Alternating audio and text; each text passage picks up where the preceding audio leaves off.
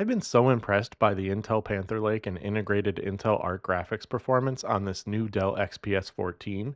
Coupled with the MacBook-like premium cold aluminum feel, this Dell XPS is an easy recommendation to someone looking for a portable powerhouse, especially in terms of battery. The $2,300 XPS has drawbacks. It lacks a fingerprint scanner, and you must buy it from Dell with Windows and Flash Linux yourself. So after using this XPS, it's piqued my curiosity on how Intel's latest CPUs and GPUs perform in a custom build, to the extent I had to satisfy this curiosity and build the ultimate Linux workstation with a full Intel build. I also wanted to see what that $2,300 buys today. Despite high RAM and SSD prices, Micro Center had a great bundle deal, and Intel components are cheaper than the competition. I bought the Intel Core Ultra 270K Plus and a 32GB Intel Arc Pro B70 Creator GPU for $1,000 compared to $2,000 to $4,000 from competing brands. This Z890 Tomahawk bundle offers great workstation value despite Intel's standard 2-generation socket lifespan limiting future upgrades. Now I'm building this as a workstation for my workflow, which is very light on storage, so I chose 1 TB of storage for now. I can upgrade later for more demanding AI and video workflows. The board and CPU came bundled with 32GB of RAM, which I naturally installed in the wrong slots, a classic unfortunate habit that the BIOS was happy to roast me for on in the first boot. Funny enough, the Intel Core 270K Plus matches the flagship 285K's 24-core performance at half the price, offering better efficiency and faster E-cores. Definitely a much better buy. Just align the arrows, by the way, for an easy install. For this build, I'm using my go-to Be Quiet Dark Rock Pro 5. It's a top 3 recommendation for me that lives up to the name with silent elite cooling, provided your case can fit its massive footprint. It's also incredibly easy to install with all the hardware included, making it a tough beat for around $100. Since the 270K Plus is known to run a bit hot, I'm opting for premium thermal paste to ensure peak performance. With the Be Quiet cooler installed, you can see just how large that footprint is that I mentioned, but again, this will absolutely keep this build cool. All of this fits into the compact high airflow LIANLI Lancool 207 to prioritize cooling. I'm pairing it with a LIANLI Edge 850-watt gold PSU, which features a unique L-shaped design that makes cable management incredibly easy. Honestly, it's my first time with one of these PSUs, and I wish I caught my excitement on camera the moment I slid this into the case, because while there's a mess of cables to manage here still, it makes access to the PSU cables so much easier, and I think I'm hooked on this PSU design now. Before I tackle the cable spaghetti though, I'll drop the motherboard into the case. Installation is a breeze, and the Be Quiet cooler fits perfectly. Honestly, the clearance is even better than my rough mental math measurement estimates led me to believe. The case has plenty of fans but lacks a rear exhaust. Fortunately, I had a spare Noctua to help pull the cooler's heat right out of the back of the case.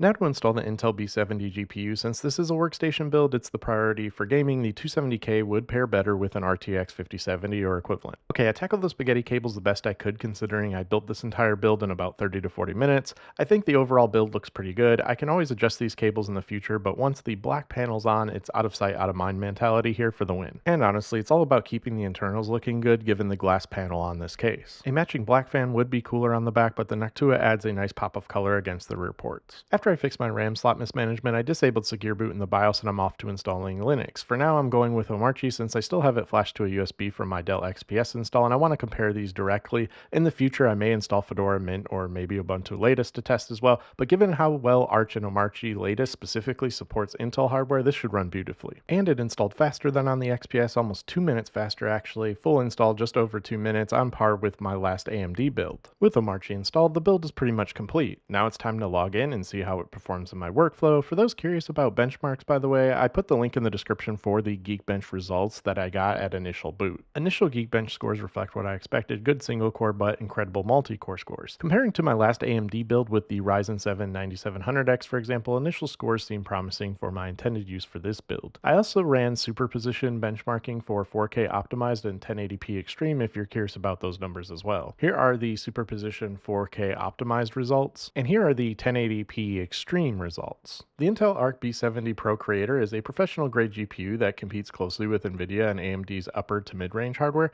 though it prioritizes stable drivers and high VRAM for design work or AI. The results here confirm that while it's built for a workstation, it is more than capable of handling demanding 1440p and 4K gaming. While again, gaming isn't my focus for this build, it handled Cyberpunk and Red Dead just as well as my previous AMD or NVIDIA builds, but gaming is also pretty smooth on the integrated Intel Arc graphics on the XPS also, so I'm not that surprised. surprised here. Where this build really shines though is video editing, because its dual Xe media engines provide hardware acceleration up to 8K workflows. Also, with the 32 GB of VRAM, it also handles color grading with ease, as well as insanely fast scrubbing while editing, which I edited this video on this build with render times that beat my last 3 builds on this channel, as well as crushing the XPS by far. Going forward, this may just be my go-to for all of my video editing needs using Kdenlive. Omarchy 3.6 runs flawlessly on this all-Intel setup, mirroring the polished experience of the new XPS 14 and marking a long-awaited return to Intel hardware being easy to recommend. It's refreshing to see genuine competition in a market dominated by AMD and Nvidia, especially Intel offering high-end value like a 32 GB GPU and a 270K that performs well above their price brackets. Now again, even with the potential and extremely unfortunate socket changes, the performance and aggressive pricing of this Intel lineup make it an impressive alternative that's hard not to appreciate. Don't get me wrong, I won't be too thrilled to have to buy a new board, new CPU, new RAM, etc. just to upgrade to the upcoming Nova Lake CPUs, but I am thrilled to see that Intel is back and offering something to consumers and professionals that not only performs on par or even better than the competition in some areas, but for pricing that in this economy feels appropriate for the value in return. Personally, I always prefer to buy the hardware I need today rather than perpetually waiting for the next rumored drop. With no concrete release date for Nova Lake, I am focused on what is tangibly available right now, and I am incredibly impressed with what Intel has achieved with Arrow Lake. For me, this build came together in minutes, probably because I've built far too many PCs over the last few months, but I was able to source every single one of these components for the exact same price of the Dell XPS Panther Lake. But because a desktop platform, of course, isn't constrained by a laptop's tight thermal limits,